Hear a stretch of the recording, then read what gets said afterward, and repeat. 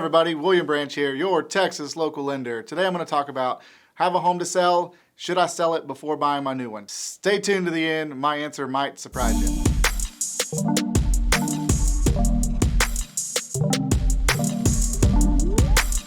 So should I sell my current home in this market? Let's talk about the market first. So today's market, we have extremely low inventory right now.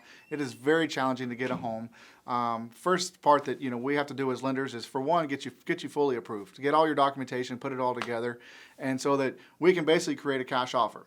But you have a home to sell, and we need to not go contingent, because in this market we're competing with hundreds of offers at times, multiple people. So right now, let's just say we have 10 homes on the market. Well, we have 50 people looking at that same home, with 20 people trying to make an offer on that house.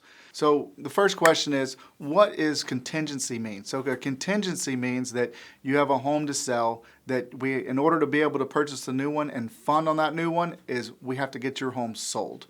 So going non-contingent would mean that we don't have to sell your home. We have options to be able to do that. We actually have a couple different ways to be able to make that happen. Let's talk about the current market right now. Current market is crazy. We have a ton of buyers out there looking at properties, and most of the time on a particular house, we have multiple people offering on that same home. So we have to, for one, probably go over list price.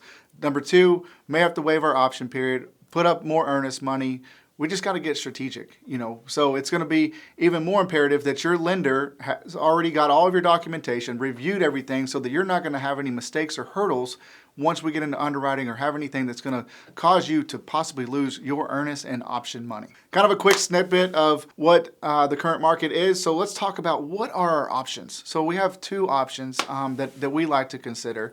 If we have quite a bit of equity in the home, we will first do what's called a home equity line of credit, which is going to be a short-term interest-only loan. It's going to be based on, we have two options. They'll either look at the appraised value of your current house on the Central Appraisal District to determine that value, or we will either do a broker's opinion, which is kind of like a market analysis. The lender has realtors that they work with, they create comps, and they will pull that broker's opinion. That's going to be a little bit cheaper route, or we can actually get an appraisal on your home to get the accurate value of what your property is going to be worth. During that HELOC process, that's kind of what they do. It is interest only, up to 12 months. So you're not going to be paying principal and interest. So just think about, on a $100,000 loan, if it's 5% interest during that short term, that payment's going to be very minimal. So people look at it, it's like, well, I'm going to have two payments or two mortgages.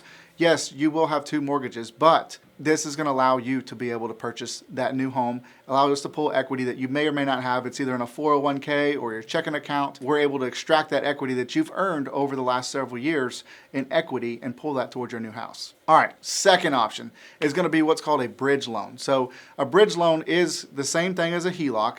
However, it's a bridge loan that we will allow 100% financing on the new house. So you'll still have two mortgages. The whole thing will be the same as like that HELOC that we talked about just a minute ago, that it is going to be interest only on that. There's a little bit more cost involved in a bridge loan. Typically, one of the lenders that we work with, it's a $9.95 fee, a 0.5% origination, and your normal title and appraisal cost. So I typically tell people it's around $6,000 to $7,000 depending on your price point and depending on how much that title policy is. So as a home goes up in value, that title policy can get a little bit bigger, and that'll change those figures on that bridge loan. So what that bridge loan does, how do we do that? So we take a quick calculation on that. So we're going to take your current loan amount plus the new purchase price divided by your current value plus the purchase price. That number equals 85%. We're able to do the bridge loan and go 100% financing, non-contingent. So in this market right now, we are winning offers like crazy. Super competitive. It makes us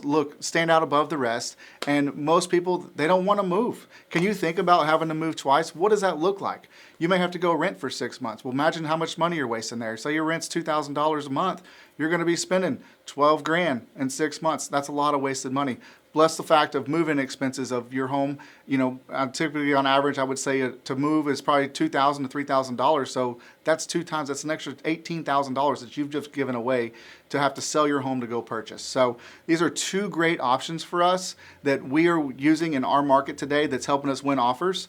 Let's just say you do have to rent. Right now, our current market, even the rental market is super low. Let's say you have to go to an Airbnb. Well, now you're going to have to spend more money on rent costs, just paying an inflated rate by a nightly rate versus a monthly rate.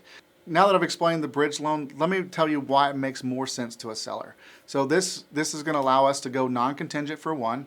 We're 100% financing. So if you have any extra money, we can actually go over appraised value.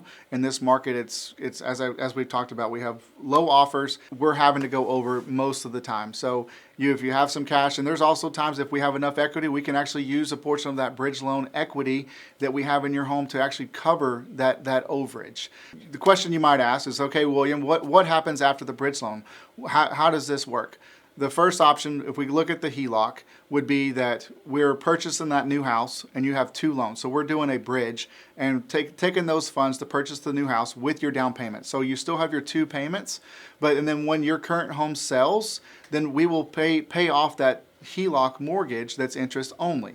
On the bridge loan, it's a little bit different. So they're doing 100% financing on your current one, so you're probably asking, well, what happens with my mortgage afterwards? So at that point, we take and we refinance that into a 30-year, or you pick the term, whether it's going to be a 30-year, 15-year, 20-year mortgage, and we turn that into a full permanent financing at that point. So a huge advantage for us in this market. I can't tell you how many offers we've won. It's been crazy. Just giving our buyers that extra competitive advantage, not having to sell, not having to worry about the stress of moving twice, and also at the same time, think about it, we're saving them a lot of money in the long run. So if you're one of those ones that are thinking about, hey, I want to sell my home and rent, and let's say you're going to rent for 6 to 12 months, interest rates are currently on the rise. And what this is going to do, it's going to cause your interest rates to go up. And the longer you wait, your interest rate could continue to rise. So this is going to allow you to be able to purchase now, lock in that interest rate sooner, and save you a ton of money. Thanks for tuning in today. If you'll smash that like and subscribe button, we greatly appreciate it. And stay tuned for more content.